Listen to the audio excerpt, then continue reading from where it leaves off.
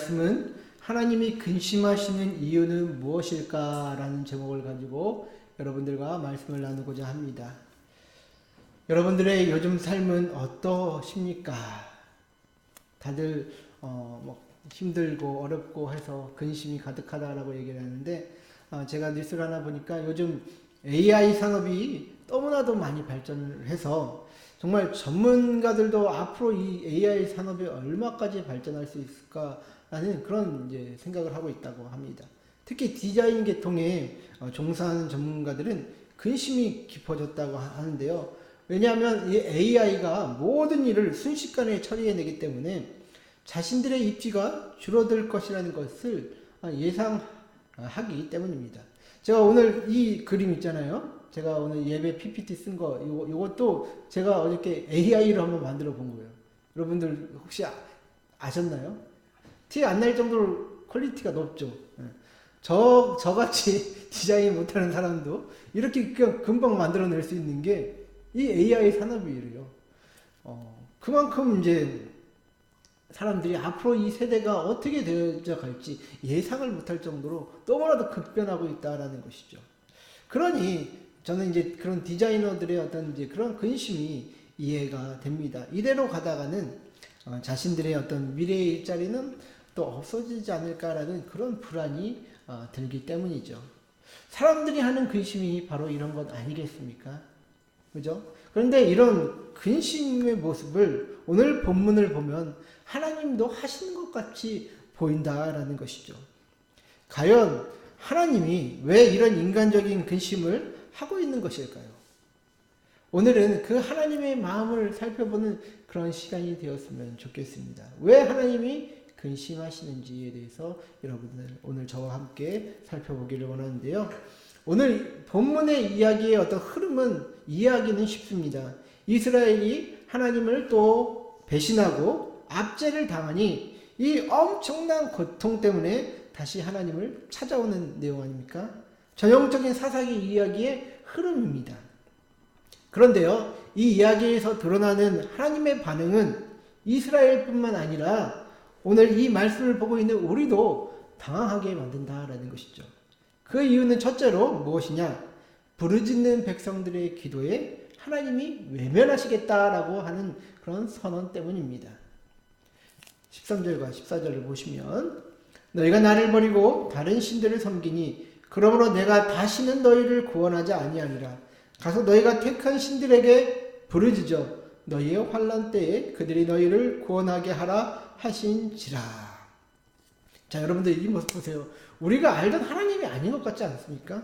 하나님은 상한 갈대도 꺾지 않으시며 꺼져가는 심지도 끄지 않으시는 분 아니십니까? 그런데 고통에 부르짖으며 달려온 백성들의 기도를 들어주시지 않겠다고 말씀하십니다. 오히려 니들이 택한 신들에게 가서 기도하라 라고 말씀하십니다. 그래서 하나님의 모습이 너무나도 낯설게 느껴진다라는 것이죠.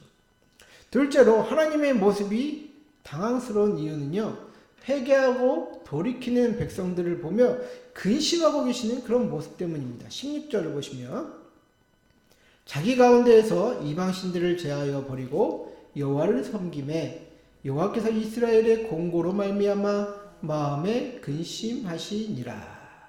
자, 하나님은 지금 회개하며 돌이킨 백성들의 공고함을 보며 근심하고 계신다라고 말합니다. 근데요, 이런 하나님도 우리가 이해하고 있는 하나님이 아닌 것 같지 않습니까?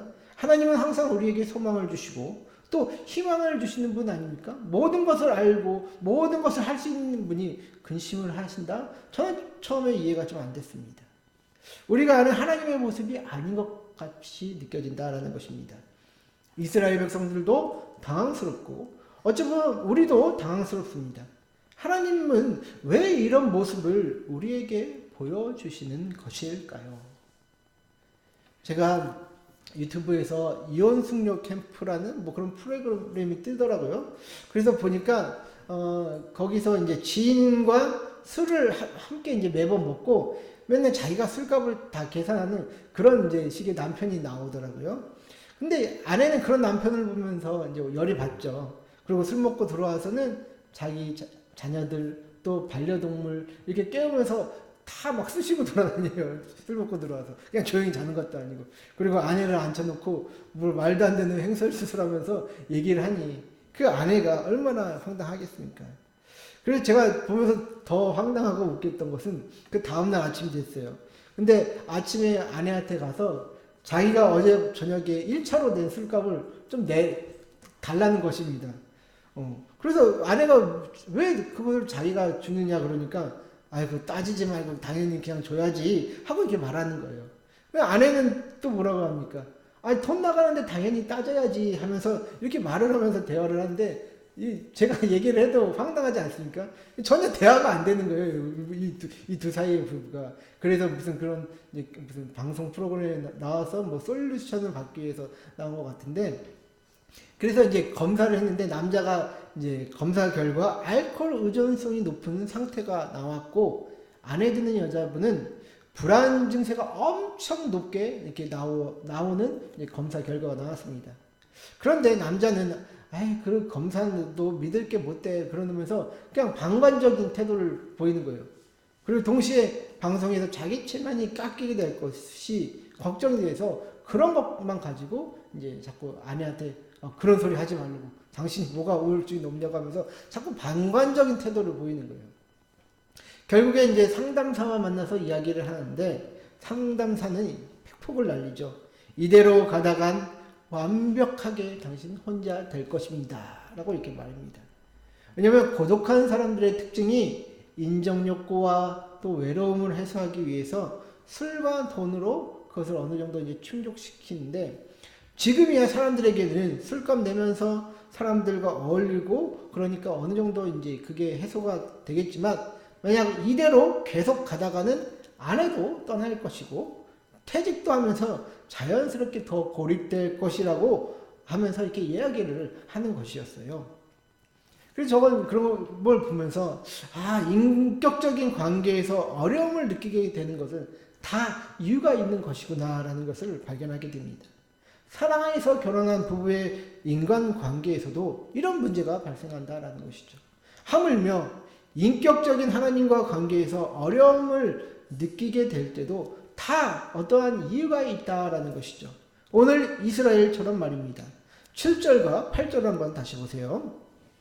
여호와께서 이스라엘에게 진노하사 블레셋 사람들의 손과 암몬 자손의 손에 그들을 파시매 그 해에 그들이 요단강 저쪽 길르앗에 있는 아모리 족속의 땅에 있는 모든 이스라엘 자손을 쳤으며 18해 동안 억압하였더라.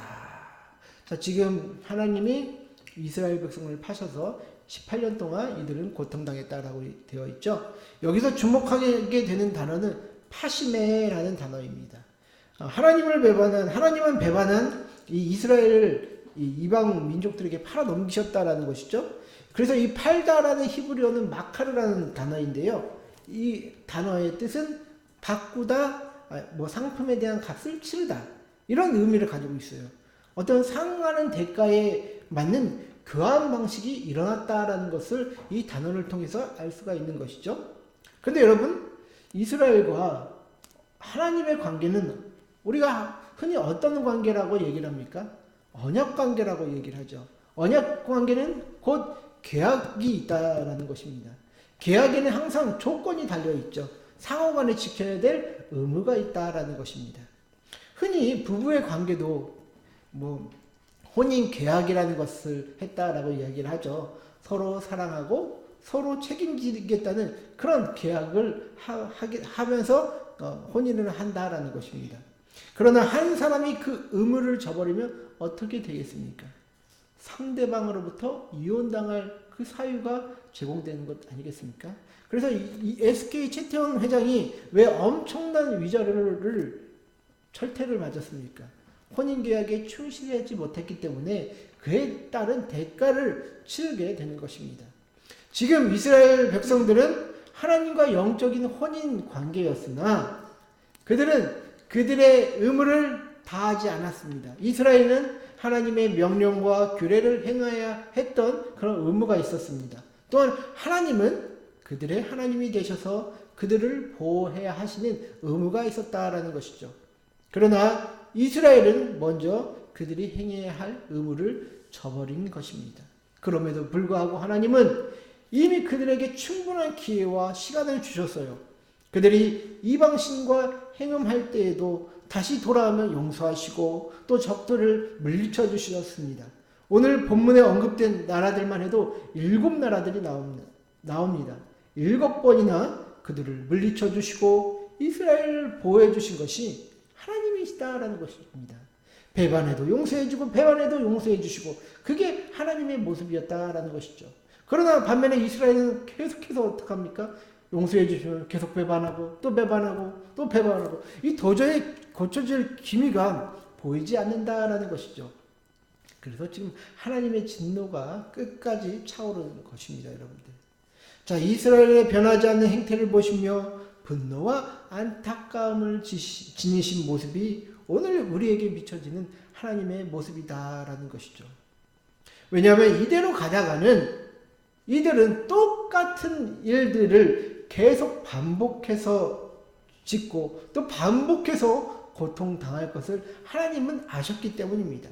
그러니 차라리 니네가 섬기는 신에게 가서 구원을 요청해라 하라 할 정도로 하나님은 지금 마음이 답답하시고 아파하신 것입니다. 여러분, 하나님은 정말 우리를 사랑하시는 것이 맞습니다. 왜냐하면 저 같으면 한 번 계약관계 어기면 아예 그냥 손절해 버릴 것이기 때문입니다. 그러나 하나님은 계속해서 받아주시고 인내해 주시며 그들을 지켜주셨습니다. 그럼에도 그들은 변화없는 자들이 되었고 이제는 하나님을 이방신처럼 여기며 그냥 문제 생길 때만 찾아와서 지금 감나와라 베내나라 하는 그런 성품으로 지금 이 이스라엘 백성들이 고정되지 않았습니까? 오늘 본문에서 비춰지는 하나님의 진노가 여러분들 이해가 되십니까, 여러분들? 열매를 내지 못하는 무화과를 보며 저주하셨던 그 예수님의 마음이 이해가 되시냐 이 말입니다, 여러분들. 이러한 상황과 하나님의 마음을 이해하게 된다면 우리는 하나님이 근심하게 되시는 그 이유도 우리는 이해할 수 있을 것입니다. 자, 15절과 16절 다시 보시면요. 이스라엘 자손이 여호와께 여쭈되 우리가 범죄하였사오니 주께서 보시기에 좋은 대로 우리에게 행하시려니와 오직 주께 구하옵나니 오늘 우리를 건져내옵소서 하고 자기 가운데서 이방신들을 제하여 버리고 여호와를 섬기매 여호와께서 이스라엘의 공고로 말미암아 마음에 근심하시니라. 네, 이 말씀만 보면 지금 이스라엘이 모든 것을 내려놓고 하나님께 은혜를 구하는 모습으로 비춰집니다. 그런데 여기에는요, 이스라엘이요, 자신들이 당하는 고통에서만 벗어나라는 모습이 보입니다. 이것을 세번역 성경으로 제가 말씀드리면요, 하나님 우리가 죄를 지었습니다. 주님의 뜻대로 다 하십시오. 그러나 오늘만은 우리를 구출하여 주십시오. 라고 말하고 있는 것입니다. 지금 이스라엘은 하나님께 모든 처분을 맡기겠다고 얘기를 하죠. 그러나 제발 지금 당하는 이 순간만은 벗어나게 해주세요 하고 말하고 있다라는 것이죠. 어떻게 보면 모순적이다라는 것입니다. 지금 당하는 고통 제거만이 이들의 목적이었다라는 것입니다. 여러분들, 우리의 믿음과 신앙이 고통 제거에만 목적을 두면 안 됩니다. 왜냐하면 이 고통 제거에만 목적을 두면 하나님을 개인의 인생을 위한 도구로만 여기기 때문이죠. 그리고 고통 제거에 목적을 두는 모습은 전형적인 이방 종교가 추구했던 방향이기 때문입니다. 여기서 오해하지 말아야 할 것은요, 하나님이 우리의 아픔과 슬픔, 가난함과 궁핍함 같은 것들을 그런 현실적인 고통에 그냥 매면만 하시는 분이 아니다라는 것입니다. 예수님은 이 땅에서 사역을 하시면서 주로 3가지 사역을 하셨다라고 이야기를 합니다. 여러분들은 그걸 기억하셨으면 좋겠는데 3가지 사역 뭐가 있습니까? 가전고가 뭔지 아세요? 가르치고 전하시고 그다음에 고치시고 맞습니다. 가정고 여러분들 꼭 기억을 하셔야 합니다. 예수님은 이 땅에서 가르치시고 전하시고 고치시는 일들을 했다라는 것이죠. 예수님은 말로만 사람들에게 철학적이고 도덕적이고 또 아니면 뭐 합리적인 그런 이야기들로만 우리를 가르치신 것이 아닙니다. 실제적인 문제가 되는 모든 질병과 또 귀신 들림 같은 그런 현실적인 문제들을 해결해 주셨다라는 것이죠. 심지어 오병이어의 기적을 통해서 굶주린 자들의 배도 채워주심을 우리는 경험하게 됩니다. 그러나 예수님은 그것만이 목적이 아니었다라는 것이죠. 사람들이 묶여있던 고통에서 벗어난 이후에 하나님의 뜻을 받아들이고 행하는 자들이 되어야 하는데 그것을 위해 예수님과 지속적인 관계를 유지케 하는 것이 예수님의 목적이었다라는 것이죠. 요한복음 6장 34절과 35절을 보시면요. 하늘로부터 오는 참떡을 자신들이 먹게 해달라라고 사람들은 이야기합니다. 그때 예수님이 이렇게 말씀하시죠. 34절부터 36절 보시면요. 그들이 이르되 주여 이 떡을 항상 우리에게 주소서. 예수께서 이르시되 나는 생명의 떡이니 내게 오는 자는 결코 줄이지 아니할 터이요 나를 믿는 자는 영원히 목마르지 아니하리라. 그러나 내가 너희에게 이르기를 너희는 나를 보고도 믿지 아니하는도다 하였느니라. 자, 예수님의 원함은요, 믿음 가운데 사람들이 자신과 함께 있는 것이었습니다. 그러나 오늘날 우리들의 모습만 봐도 예수님을 한번 믿으면 끝나는 것이다 라고 생각하고 지속적인 믿음을 통해 예수님과 함께 하려고 하지 않는다라는 것이죠. 잘 먹고 잘 사는 것에만 혈안이 되어 문제 있을 때만 집중 기도하고 출세할 여건이 있을 때만 찾는 전형적인 이방 종교의 형태가 오늘날 우리의 삶 가운데서도 보인다라는 것입니다. 여러분들 구약 성경에서 비춰지는 이방 종교의 특성이 무엇입니까?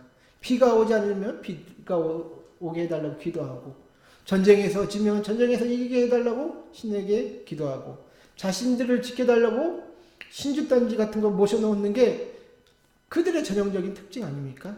지금 이스라엘이 하나님을 대하고 있는 모습이 바로 이방 종교의 전형적인 모습이다라는 것입니다. 하나님은 인격적인 관계로 지속적으로 우리와 함께 하시기를 원하는데 이스라엘 백성들은 기드온 이후 심각하게 가난화되었습니다. 이들이 가진 가치관이나 신앙관 모두 이방 종교의 틀 안에 갇혀 있다라는 것이죠. 그러니 앞으로 이들의 삶은 불보듯 뻔하지 않겠습니까? 순간의 고통만 피하면 된다는 그들의 신앙과는 또다시 고난과 고통에 빠질 것이고 하나님으로부터 점점 멀어질 것은 분명하기 때문입니다. 그래서 하나님은 지금 근심하고 계시는 것입니다. 얘들이 변하지 않으면 똑같은 고통을 동일하게 더 당하게 될 텐데 말입니다. 하고 말입니다. 사랑하시기 때문에 근심하시는 그런 하나님의 모습이 여러분들은 보이지 않으십니까? 16절을 자세히 보십시오. 자기 가운데 이방신들을 제하여 버리고 여호와를 섬김에 여호와께서 이스라엘의 공고로 말미암아 마음에 근심하시니라. 자, 이방신들을 제거하고 회개하며 돌아온 그들을 하나님은 지켜보십니다. 그러나 그들의 공고함을 보며 하나님은 근심하신다라고 성경은 오늘 말하고 있습니다. 자, 여기서 두 가지 단어가 중요한데요. 곤고라는 단어입니다. 이 단어는 히브리적 의미로 힘든 노동 또 수고로움을 뜻합니다. 그리고 또 근심하다라는 단어가 또 중요해요. 이 단어의 히브리적 의미는 짧다라는 의미가 있습니다. 그래서 이것을 해석하는데 두 가지 큰 해석이 줄기가 있더라고요. 하나는 이스라엘이 어떻게든 하나님의 마음을 돌이켜 보려고 지금 예배로서 애쓰고 있지 않습니까? 그래서 이렇게 수고롭게 예배 행위를 하는 모습을 보며 하나님이 더 이상 역겨워서 참기 힘들어하는 그런 짧아진 마음이라고 해석하는 것이 하나가 있고요.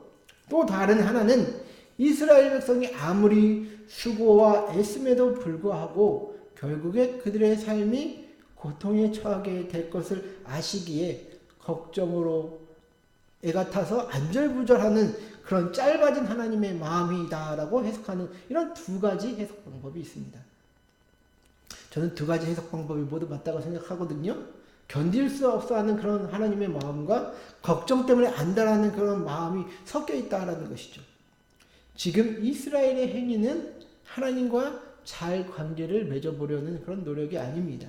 그랬다면 여태까지 하나님이 참아주셨을 때 벌써 이스라엘은 마음을 돌이켜 하나님의 뜻이 무엇인지 구하고 더욱더 하나님의 뜻을 행하기 위해서 애썼을 것이다 라는 것이죠. 그러나 그들은 지속적으로 하나님을 배반하고 또 배반하고 이제야 고통에서 좀 너무 힘드니까 건져달라고 합니다.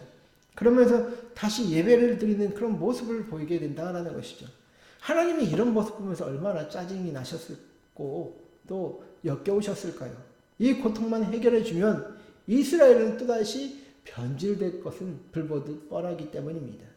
거기에 더해서 앞으로 이 이스라엘의 미래는 지속적인 고통과 이 수고가 끊이지 않을 것입니다. 왜냐하면 이 이방적인 가치관으로 가득한 이들의 미래는 하나님이 보호하시지 않기 때문에 불보듯 뻔한 것 아니겠습니까? 앞으로 이제 등장하는 이 사사들의 모습들은요, 사사들이라고 할 수 없을 만큼 굉장히 자격이 없는 모습이 보입니다. 입다는 오늘날로 따지면 조폭이고, 삼손은 힘만 믿고 방탕한 삶을 사는 건달과 같지 않습니까, 여러분들? 이런 자들이 이스라엘을 이끌어 간다고요? 영적으로, 인격적으로 준비되어지지 않은 그냥 힘만 준비된 자들이 이스라엘을 이끌어 간다고요? 여러분들 어떻게 되겠습니까? 실제로 입다가 사사가 된 이후에 이스라엘이 어떤 일들이 벌어졌는지 그것만 좀 살짝 오늘 보고 말씀을 마치려고 하는데요. 사사기 11장 30절과 31절을 보시면요. 그가 여호와께 서원하여 이르되 주께서 과연 암몬 자손을 내 손에 넘겨주시면 내가 암몬 자손에게서 평안히 돌아올 때에 누구든지 내 집 문에서 나와서 나를 영접하는 그는 여호와께 돌릴 것이니 내가 그를 번제물로 드리겠나이다.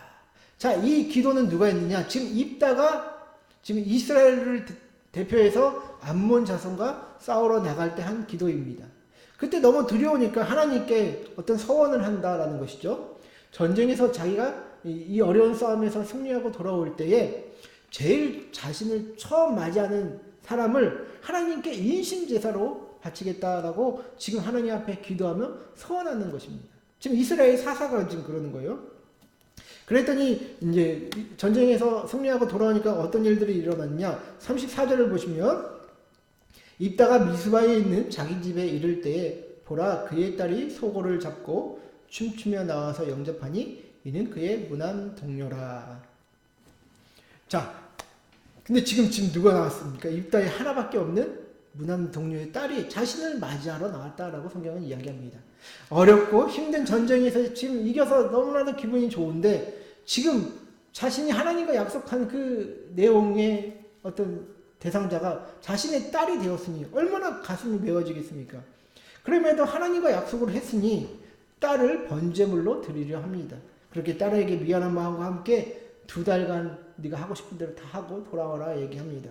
그러자 39절과 40절을 보시면 2달 만에 그의 아버지에게로 돌아온지라 그는 자기가 소원한 대로 딸에게 행하니 딸이 남자를 알지 못하였더라. 이것이 이스라엘의 관습이 되어 이스라엘의 딸들이 해마다 가서 길르앗 사람 입다의 딸을 위하여 나흘씩 애곡하더라.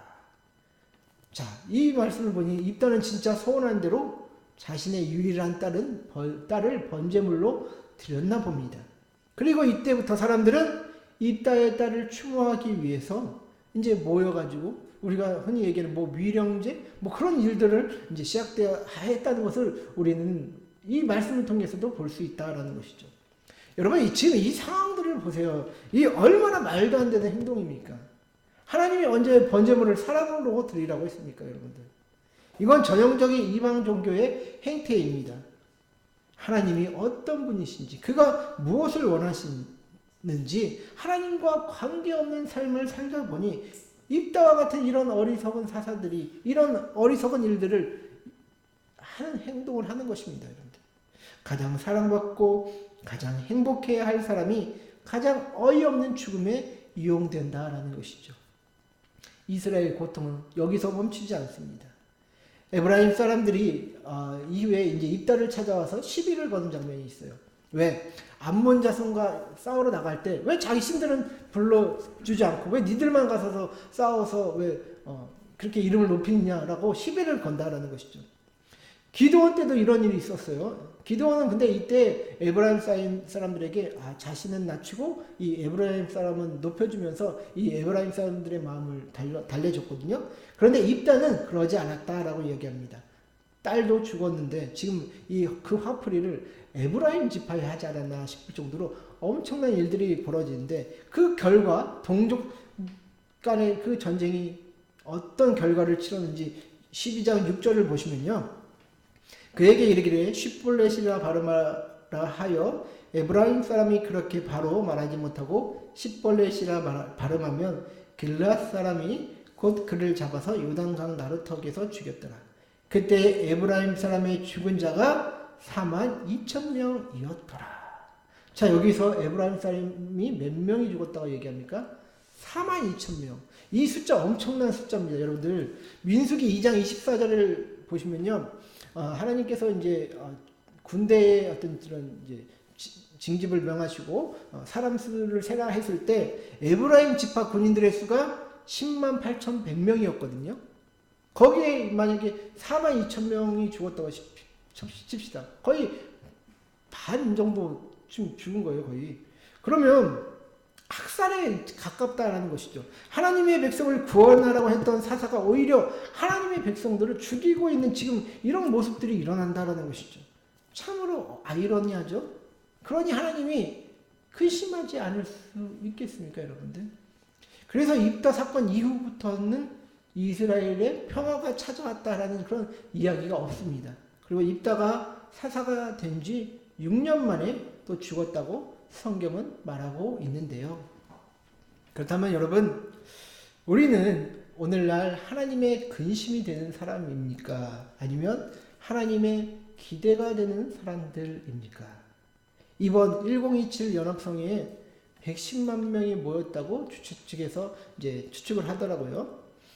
저는 정말 거기에 모인 분들 정말 수고 많이 하셨다라고 생각이 듭니다. 그동안 기독교가 이 차별금지법을 반대할 때 너무 어떻게 보면 무례하고 무식한 방법으로 이렇게 반대를 해서 일반인은 거들떠보지도 않았거든요.